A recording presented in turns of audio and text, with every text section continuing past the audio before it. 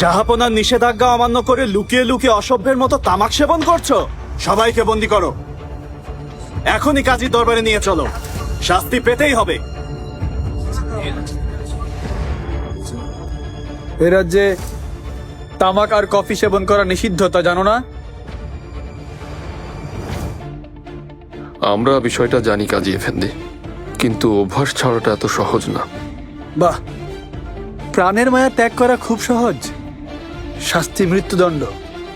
ভেবে দেখুন কাজী এফেন্দি, সামান্য অপরাধের জন্য মৃত্যুদণ্ড দেবেন? যদি আমাদের ক্ষমা করেন, যা চাইবেন পাবেন। তোমরা ব্যবসায়ী, তার মানে এখানে বেশি দিন থাকবে না।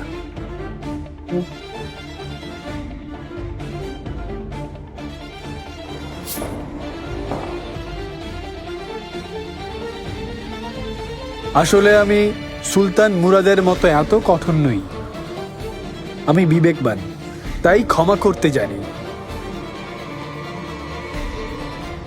এবারের জন্য তোমাদের প্রাণ ভিক্ষা দিলাম।